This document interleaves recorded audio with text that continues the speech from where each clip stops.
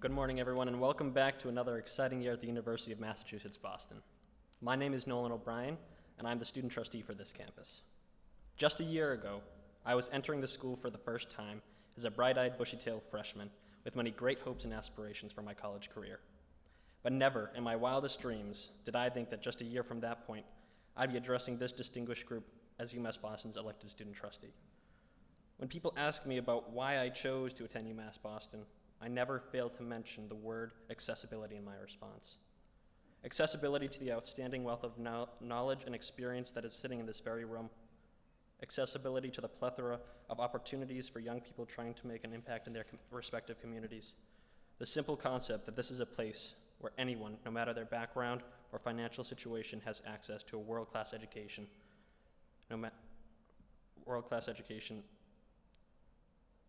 And to the amazing faculty who provide it. This is a campus where education is not treated as a prize for a privileged few, but a right that is guaranteed to anyone who wants to further their learning experience. I am truly humbled to be here this morning speaking with all of you. I'm also honored to be introducing a man who fully represents and embodies these aforementioned ideals. He is a man who made an immense impact on my decision to attend this college because of his outward expression of belief in this university's values and its future. So now, without further ado, it's my pleasure to introduce to you our Chancellor, J. Keith Motley.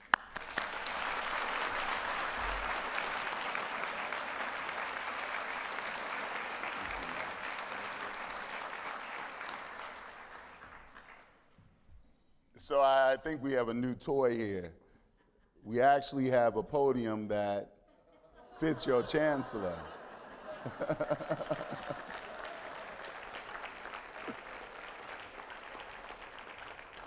And what I love about it is a gift from you. You are the ones who worry about me sweating up here when I speak to you. You worry about whether I can still dunk. Even though the 50 is the new 30, I know. You worry about, are his feet okay? Yes, I'm okay because you're okay. I'm okay because I could guarantee that when I walked in this room today, everyone I hope to see here would be here. You don't know how you inspire all that we do just by showing up.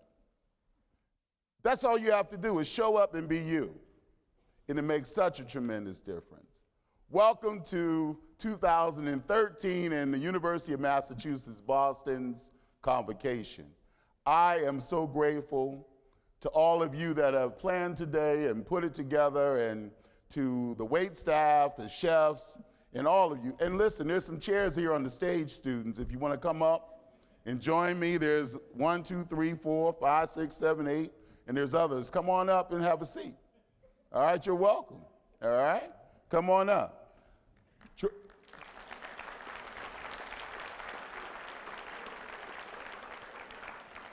Trustee Alice Lee, a fierce fighter for students. Someone when we're so grateful to have you today here with us. We appreciate your support. We appreciate your preparation. And we appreciate the fact that you understand this institution is poised for building on our greatness. And so thank you for that. You are appreciated.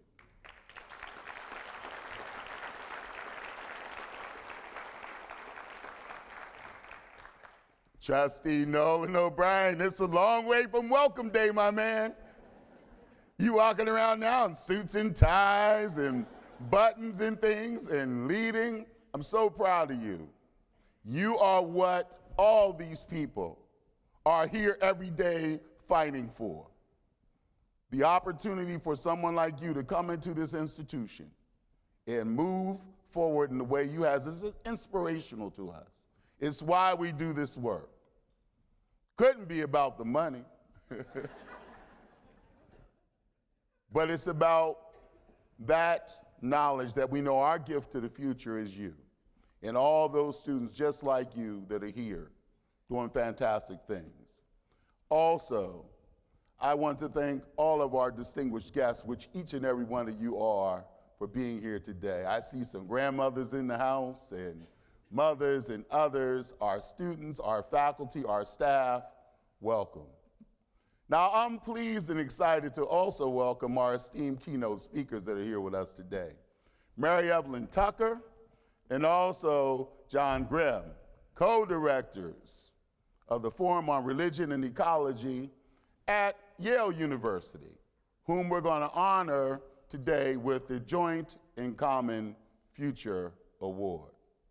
Now, Governor Deval Patrick couldn't be here this morning, but I want to go, is this going on the website or something? I want to go on the website, thanking our governor and also all of those legislators who couldn't be here. I want to thank them publicly for standing with us and holding the line on tuition and fees for our students.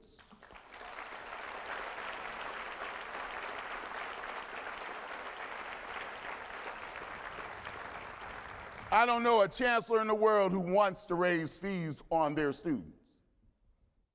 That's just not in any of our DNA.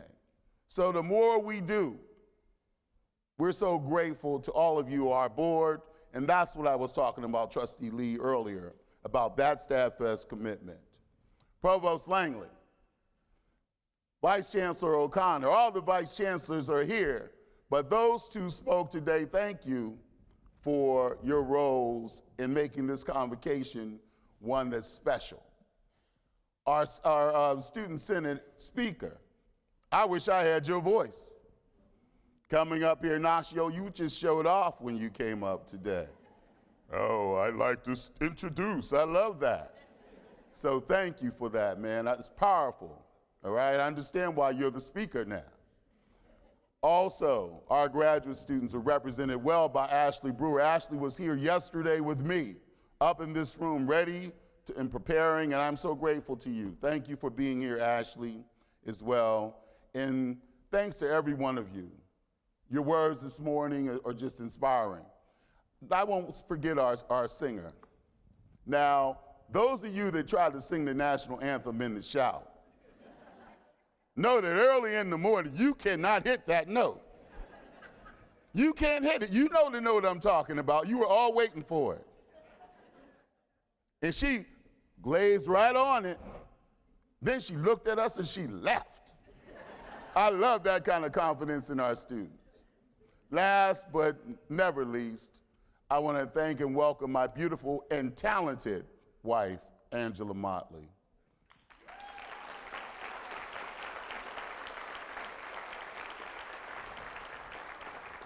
You know, your love and your support allows me to be even happier than I am when I come here on campus every day.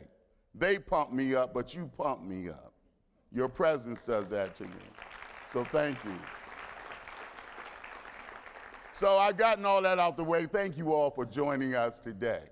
I could end it there because they've done just a fantastic job of highlighting, but you know I just can't do that. That would not be your chancellor.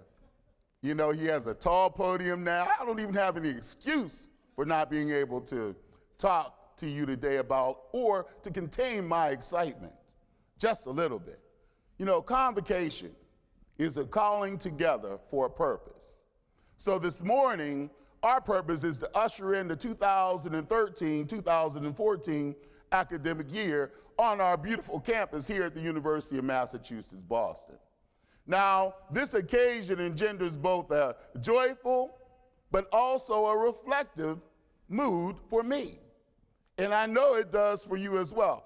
This is our campus community season for taking stock, looking at what we planted and harvested and what we are sowing. A new academic year always brings with it a sense of promise. For me, this year also brings a measure of fulfillment, a realization that last year was a very good year, in a clear sense that we are continuing to make good on our vision for the future of this great university. Our garden is yielding a cornucopia of achievements. We can all be proud.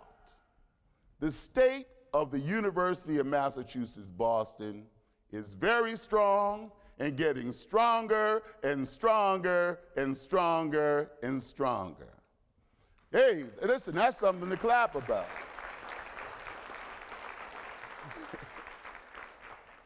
So in recent years, it was easy for me. I selected as themes for our convocation reflections on what it means to be student-centered, what it means to be urban, what it means to be public, what it means to have research centered in all of this excellence that we have here, and what it means to be a university. We considered each of those components, we explored them and how they contribute to our understanding of the whole concept and help further our great mission as a university. So this year's theme is inspired by our keynote speakers, whose remarkable work has embraced the journey of the universe, telling the epic story of cosmic Earth and human transformation in the truly awesome exploration of world religions and ecology. So today, I want to look at our own university in Massachusetts, Boston, through the prism of the environment in all its multidimensional glory. I want to use our diverse University of Massachusetts Boston environment as a framework for this discussion. Convocation for us is the celebration of the start of our academic year. It's a time of excitement and eagerness to embrace our upcoming opportunities, challenges, and our upcoming responsibilities. It's also an opportune time for us to reflect on who we are, our purpose, and the nature of our world. Now, with great humility, we think our place in the biosphere, from our immediate ecosystem to our speck in this dynamic and holistic connection of all the planet's ecosystems. In short, we think of our environment when we think of this great university. But what do we mean by that? Broadly defined, the concept of environment embraces the totality of our surroundings, our circumstances, our conditions, which shape our existence and development. It's the overarching, interdependent ecological system that provides for the essential exchange of mass and energy. But we rarely refer to the environment as an undifferentiated whole. We segment and we divide it into types, such as the biophysical environment, within which the interactions of the biological, the physical, and the chemical take place. Sometimes we speak scientifically, objectively, and dispassionately about the environment. Other times, we try to humanize it in evoking the activities of Mother Nature, like yesterday. Everywhere I went on campus, isn't Mother Nature great to us today? It's 90 degrees, Chancellor. Your boat ride tonight is going to be magnificent. Thank you, Mother Nature.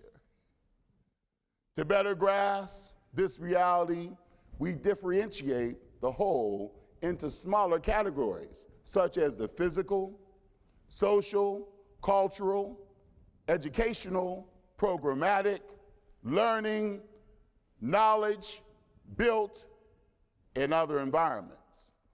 All these different concepts are interconnected and play out on this campus.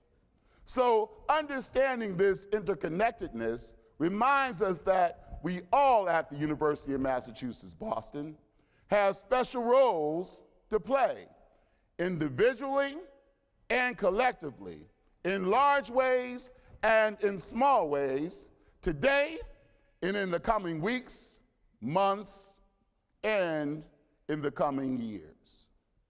So as we look to our new year, we must rededicate ourselves to being a success-driven, thriving, great student-centered, urban public research university with a teaching soul.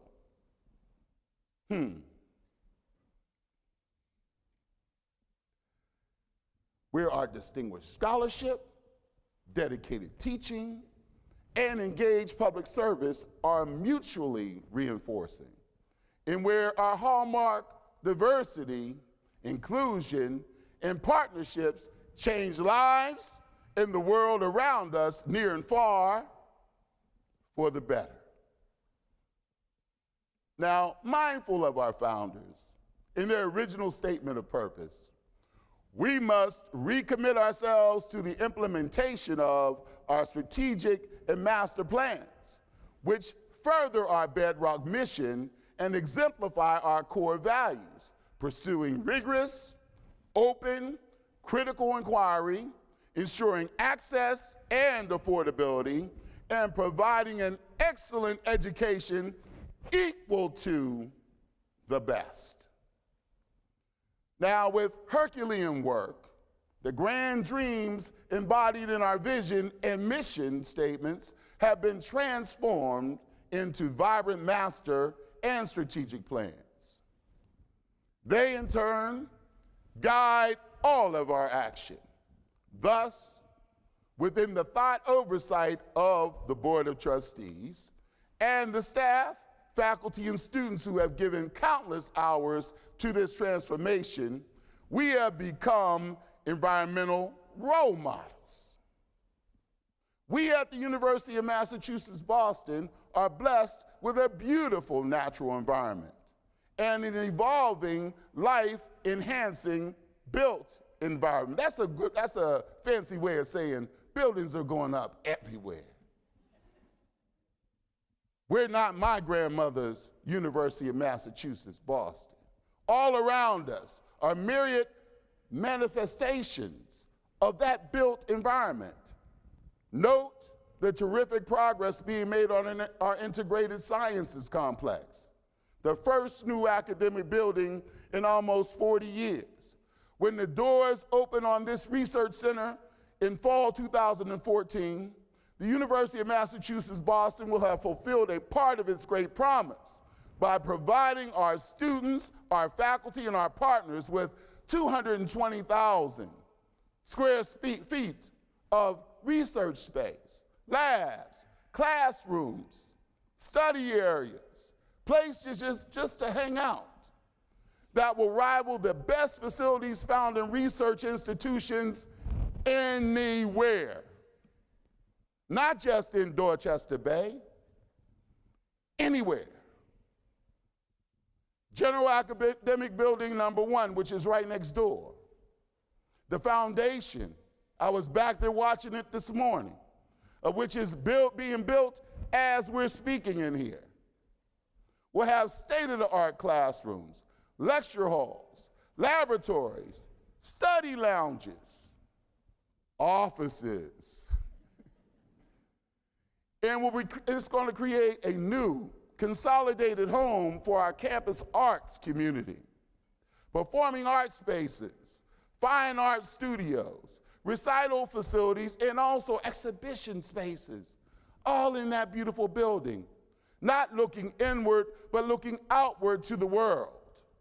We're also relocating our utilities. Those of you who have been around here a long time know that's a big thing. Our utilities, we're reconfiguring our roadways, making our campus temporarily more difficult to navigate. But in the long term, it's going to be easier to get around and much more accessible to pedestrians, bikers, visitors from our surrounding communities. And, you know, this is a temporary inconvenience. But it's a first step toward removing our concrete central plaza and turning it into a beautiful green space overlooking the harbor. That's not going to last out there forever. It's coming down. It's going to be green. And then the ocean will be seen. I think that rhymes. The Edward M. Kennedy Institute for the United States Senate. That's that beautiful building up on that hillside on our campus. It's scheduled to open to the public about the same time next year that we're standing in here. And as we help transform Columbia Point into a destination point, this structure will add to the historical, archival, and educational import of the peninsula and the campus for Boston, the nation, and this world. And we won't stop there, there's more. We're taking concrete steps toward adding residential housing by 2015, enriching this entire University of Massachusetts Boston living and learning experience, enhancing opportunities for student success, and thereby increasing retention and our graduation rates. Furthermore, plans for our first above-ground parking garage are in motion to relieve the kinds of pressure we've experienced on this campus over the last few days. As Ellen said, adults take a little time, but a few more circles around campus, and I think you're going to find the Bayside a very convenient place to be. Now, although I've outlined a number of campus enhancements in the works, I want to make sure I highlight one of the ones over the past year that's been completed. Have you seen the Clark Center Gymnasium? Huh? Let me just say this to you. It's been transformed to the Clark Athletic Center and Convocation. It's the Clark Athletic and Convocation Center. Now, I'm kind of figuring out why the Convocation isn't over in the Convocation Center this morning, Charlie. No, because that building is so beautiful now, you guys are going to want to use it, and they're trying to keep it a secret. That's why I'm telling you about it. It is beautiful when it's set up for events. Check it out, you'll love it. It's not only a facility that celebrates and supports our athletes, but it also provides our campus with a fabulous new multi-use facility. Multi-use facility. While some of these enhancements to our built environment are complete or nearing completion, others are in the early stages of progress. The movement forward and upward that you can see and sense and feel will be a constant on this campus long into the future. For example, plans are ramping up for a second new academic building. I'm sorry. The governor came on campus and he dropped off $100 million in his commitment for that building, not for one, but for two. Yeah, that's something to applaud. We applaud you again, Governor.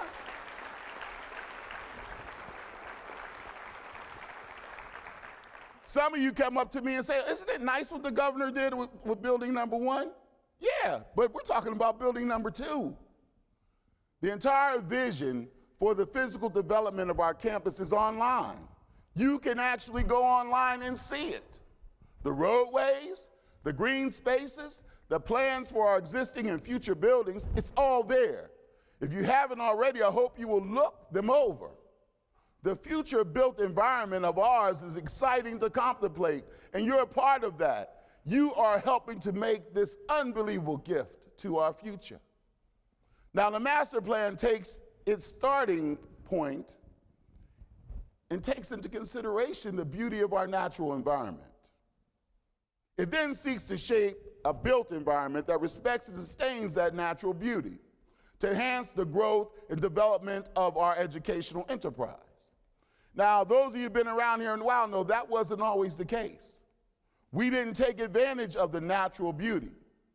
Our buildings looked in, but not out. Now we are planning to use this environment in special ways. So the real promise of the University of Massachusetts Boston goes well beyond our physical buildings, our designs, and our plans. That promise resides in our knowledge environment and in our learning environment as well. So as I hope you already know, a major goal of our strategic and master plan is to improve the teaching, learning, and working environment. And the keys to our vibrant learning environment are our programs, and more importantly than anything on this campus, it's each and every one of you, our people. Now, recent changes in our programmatic environment have been bearing beautiful fruit. signaling clear progress on our strategic plan. In a direct response to the regional demand for graduates with STEM skills, especially in the re-emerging gateway cities in the Commonwealth, the past 4 years have seen a 400% increase in incoming freshmen choosing science, technology, engineering, and mathematics fields. And that's just in our College of Science and Mathematics. So the pipeline for attracting and developing homegrown talent is flowing. Now we are responding to our strategic plan's priority of student success with improved results in retention and in our graduation rates. In our past year alone, our undergraduate retention rate is up almost an unheard of 4%. All of you here who have put so much effort into that deserve a round of applause. Give yourselves a round of applause. If you don't know how much 4% means, go and talk to some folk to do this work. This campus coming together, because it's not one of us, it's all of us. Moving this 4% is amazing. Thank you. I must commend the respective colleges for their commitment, their deans, and all of you to all the objectives.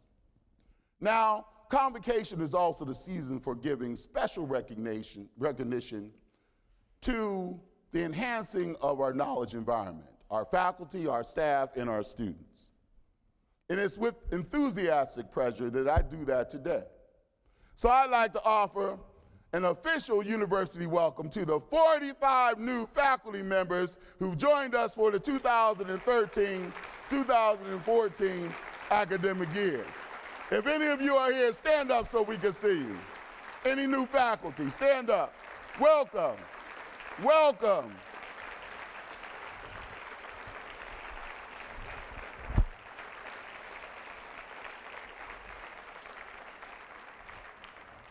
Yeah, I know the rest of your colleagues have those early classes. So thank you all for being here. We also have and want to congratulate our 9 newly tenured professors. Anyone who's just got tenure that's here, stand up so we can see you. Give them a round of applause.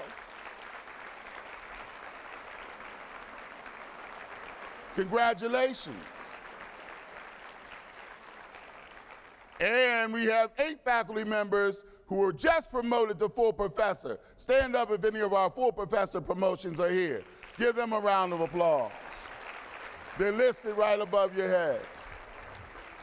If you see them in the hallway, congratulate them.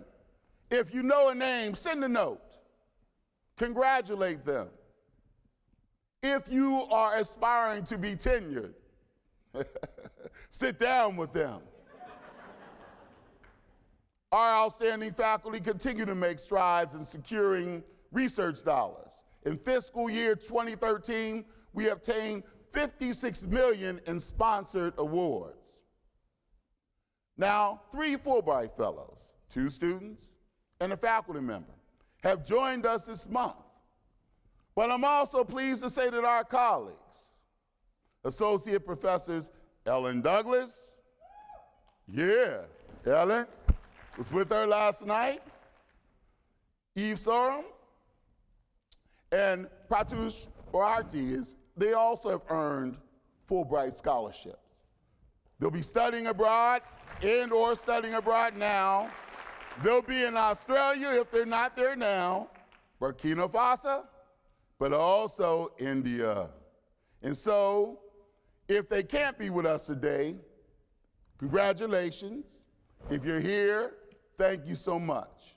Now, at commencement this past spring, it was my pleasure to give the Chancellor's Award for Distinguished Teaching and Scholarship in Service to Arindam Bandyopadhyay. Professor Bandyopadhyay is right here.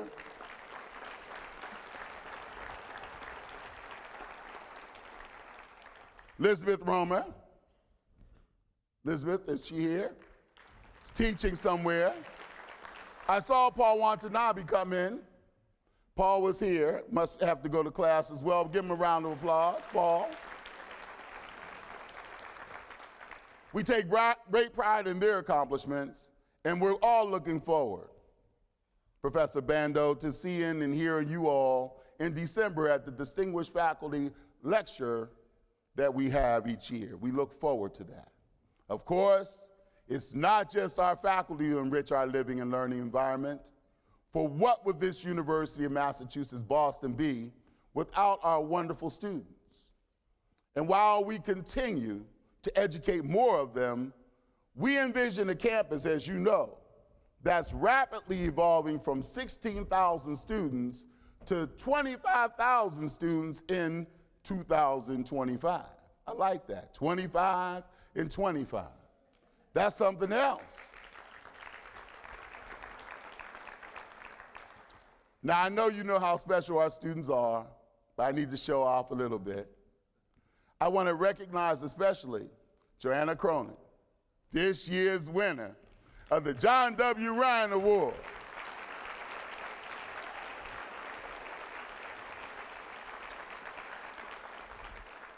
Some may believe it's because she's a wonderful violinist and now plays brass and all those kind of instruments and just a wonderful person who's well-rounded. But we give this award annually to the junior with the highest grade point average. She is from Norwood. We are so grateful to have you, your family members, and everyone, and all your friends here at the great John Ryan Award table over here. Congratulations to you.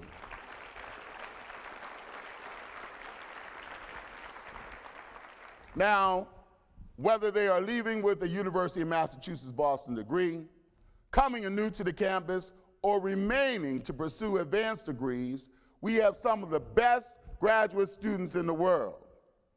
To name but a few, Angela Erb, a new doctoral student in the School for the Environment under the supervision of Professor Crystal Schaaf, has been awarded a distinction for her master's thesis by the faculty at the University of Zurich, a premier international research university. Are you here? We need to see you if you're here. Yeah, that's okay, stand up.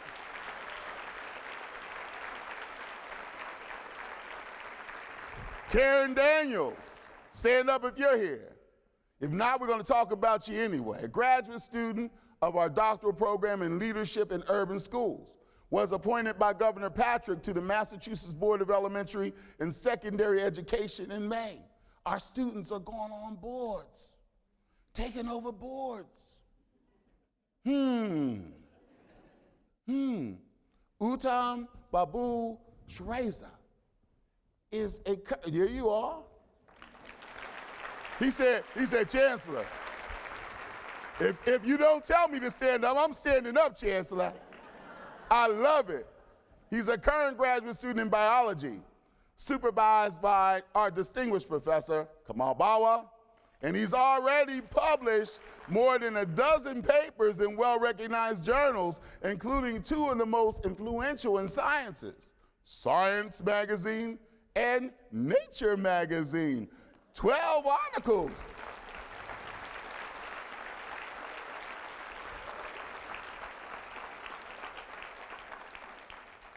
Now, the University of Massachusetts Boston doctoral students are recipients of the most competitive and prestigious graduate research fellowships from the National Science Foundation. These are among the most coveted fellowships for graduate research. Two of these students are attending this university, and the third one we lent to the University of California, Berkeley. That's the kind of students. 385 students are enrolled in our honors program, which includes the largest class of incoming freshmen in honors program history. That's 95 students going into that program. Soon they're going to be part of a new honors college because it was recently approved by our Board of Trustees, and we're so grateful to you for that. And while there's always been a commitment to excellence here, in all of our programs, we're very proud that the many stakeholders of this institution are now acknowledging this commitment. So thank you for that. I'd also like to recognize our first winner of the Voices of Future Award. Angela Newton, stand up if you're here today. Angela Newton from the College of Nursing and Health Sciences.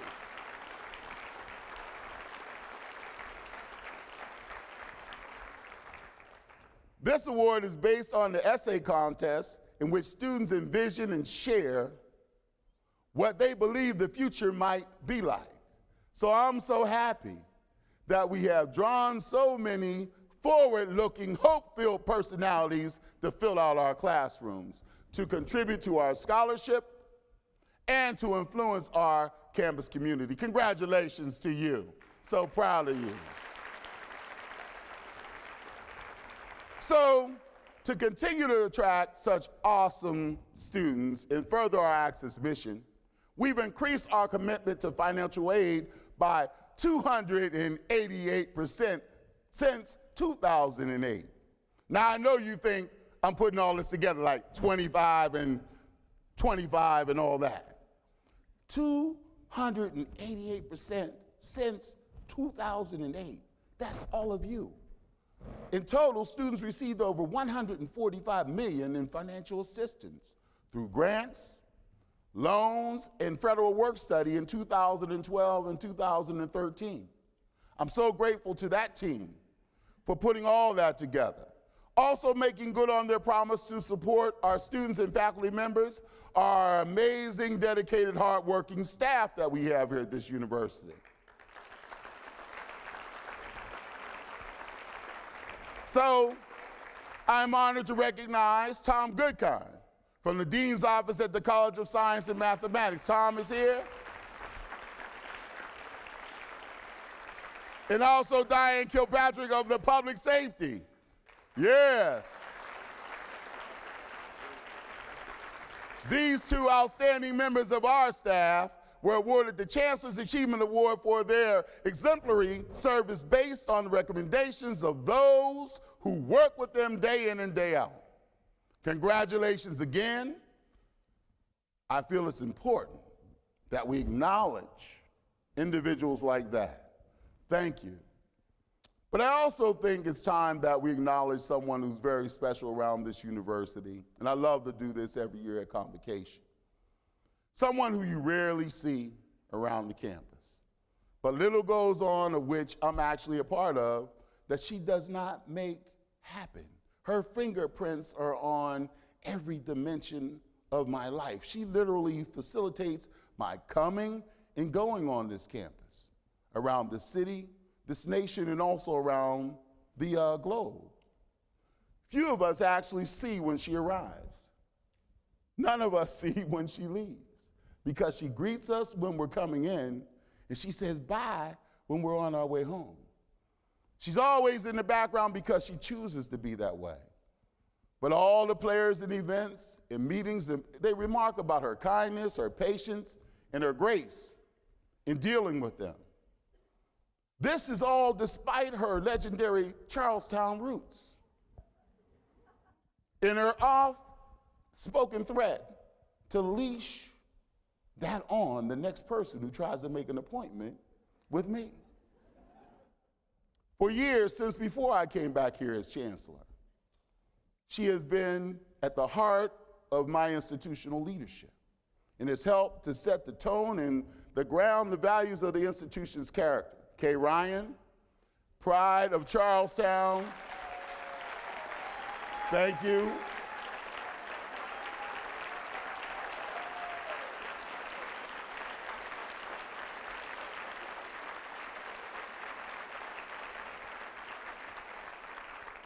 Don't you ever forget to say thank you to the people that are closest to you. Because sometimes we do. Sometimes we do. And those are the ones, like all of you. That's why I say thank you to you every chance I get. Because those are the ones that matter. When you're down on your knees, they're there. You're here. When I have a bad day out there, I come back to you. Then I go home and have a great day. because I see you and all those people that matter in our lives. And so thank you, all of you, all the staff, for that. Let's move on before I sort of get off the rest of my speech. What a remarkable team we have here. What a remarkable team we have at this university. Give all of yourselves another round of applause.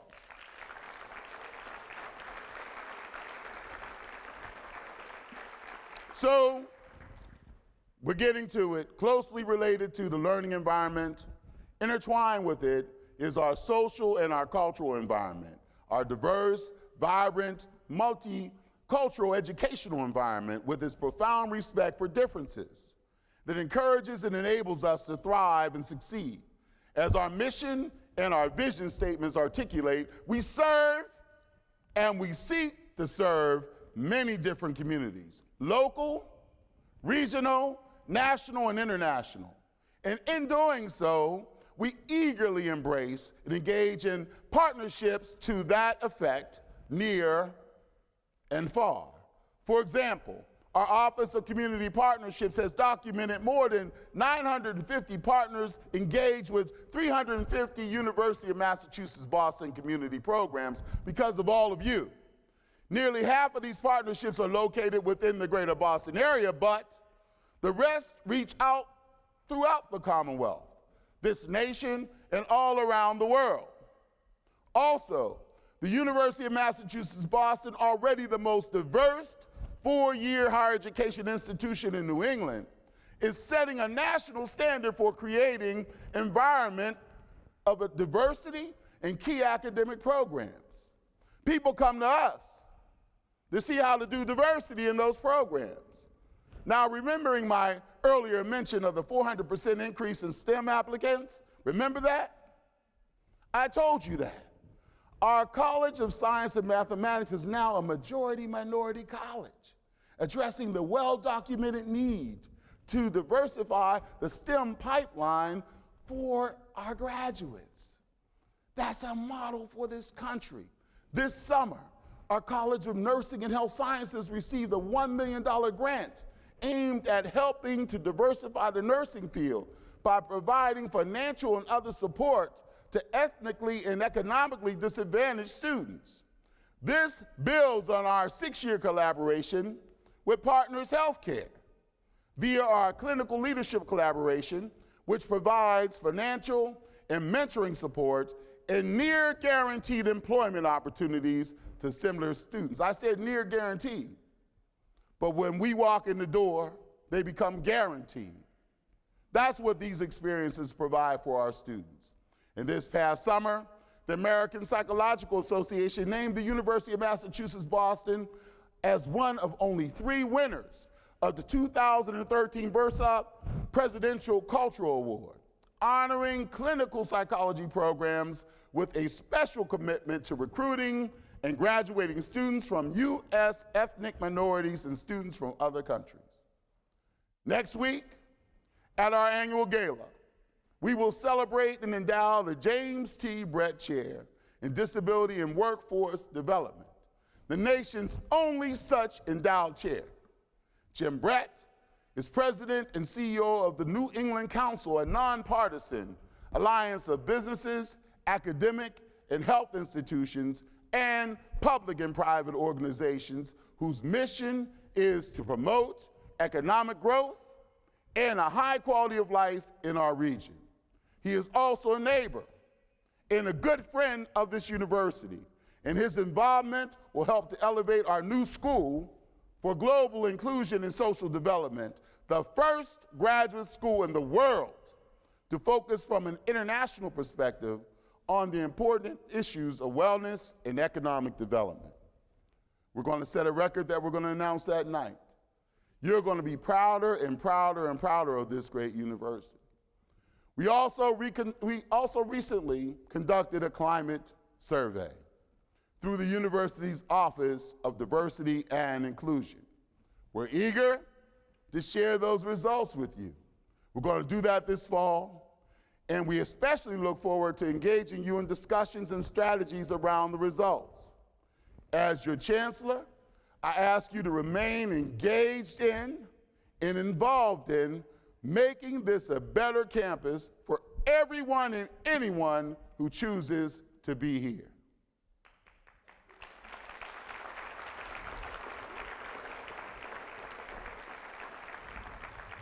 So these steps are all part of our major focus on the development of leaders from the United States and from all around the world in a variety of fields that bear on the human well-being and possibilities. We continue to eagerly embrace and engage all of this within our borderless world. All these different facets of our environment have come together in an exciting, visionary initiative. The University of Massachusetts Boston has taken a major step toward becoming a global leader in environmental research, education, and outreach. With the Board of Trustees' approval of a new school for the environment, the school, derived from the former Department of Environmental Earth and Ocean Sciences in the College of Science and Mathematics, is welcoming its first undergraduates and graduate classes this fall. We're so grateful for that. The School for Environment incorporates a range of disciplines, including physical, chemical, biological, social sciences, business, and human dimensions to generate and apply new knowledge about the quality of our environment in the sustainable use of all of its resources. In Massachusetts, 27 institutions grant interdisciplinary environmental degrees. So you say, why us? Why us? Because we're the only one, the only university that provides undergraduate and graduate degrees in environmental science that integrates the science and the social sciences together. That's right, we're the only one.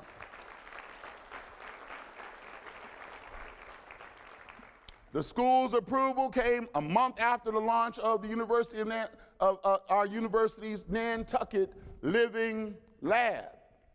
Now that's a semester-long residential environmental studies program on Nantucket Island.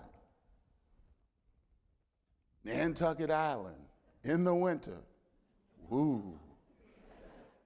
On the water. It sounds pretty luxurious to me.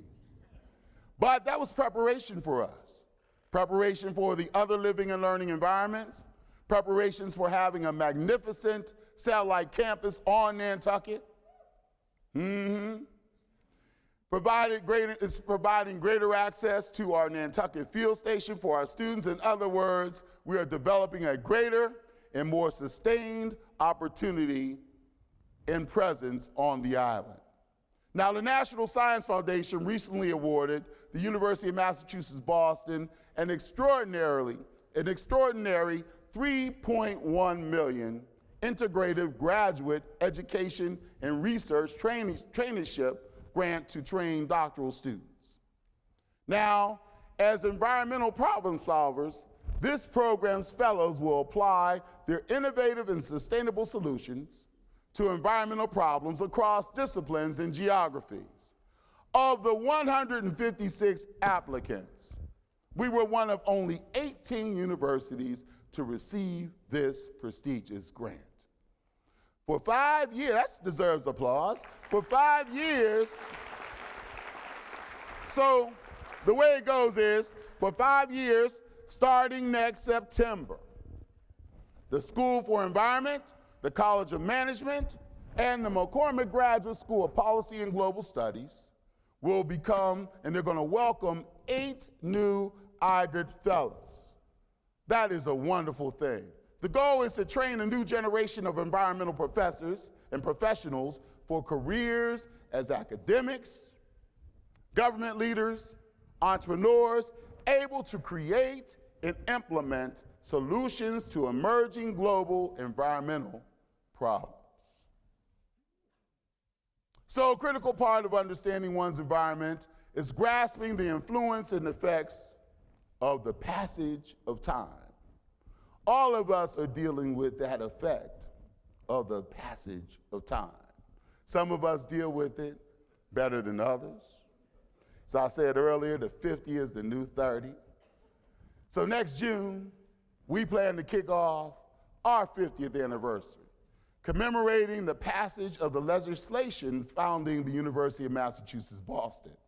And we will celebrate our founding through the entry of we're going to do it from that June all the way through the entry of the 50th class in 2015. Now, we have come light years from the days when our built environment was the former Boston Gas building in Park Square, when we had only 200 extraordinary faculty, and when we had only 1,227 incredible students. The old image of the University of Massachusetts Boston may be dramatically different from our image today, but the founding spirit and the commitment to excellence remains. Setting our course with this vision as our North Star means that we are not changing 1 degree of latitude or longitude from our original commitment to the people, culture, and issues of our community. It is still our steadfast mission to provide an accessible and excellent education, highly informed, research, and deeply engaged service to the residents of Boston, the Commonwealth, and the global community. From our increasing sensitivity to immediate environmental issues affecting our campus here in Dorchester Bay, to our growing awareness of what lies beyond, let us remember that we are an integral part of the story of Boston and of Massachusetts. We are a part of the story of our universe. And for better or for worse, we're all in this together. Our thinking should always be guided by a vision of the world we want to pass along to our children, our grandchildren, and to future generations, and a sense of how that responsibility should be taught so that they, in turn, will carry that mission forward and forward and forward. We know what we've achieved. We've touched on some of that today. While it's appropriate to celebrate in this moment, we don't want to dwell long on that self-congratulations. We cannot rest on past success.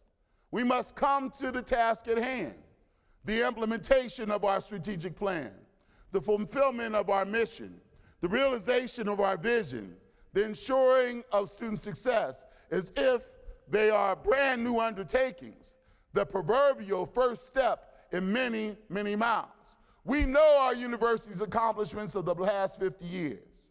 All of us together, faculty, staff, students, all of us must start at this very moment to write page 1 of the history of the next 50 years. Our founders, despite the limitations of their built environment, had a clear vision to create a great urban university in Boston, equal to the best. I encourage you to approach both the new academic year, this grand enterprise, with new and renewed vigor, far-reaching vision, and also expansive imagination. Guided by our values, fueled by our vision, committed to our mission, a nearly 50-year legacy behind us, yet already scripting traditions of excellence for the next 50 years. And that spirit, that vision, that mission is as strong and enduring today as it has and was at its inception. It endures in our drive to make our campus a 24/7, 365 reality. Alive and connected, internally and externally, 24 hours, 7 days a week, 365 days a year. We are the University of Massachusetts, Boston. And at this moment in our juncture history, I'm so proud and honored to be your Chancellor. Let's continue to move forward together. Thank you, thank you, thank you.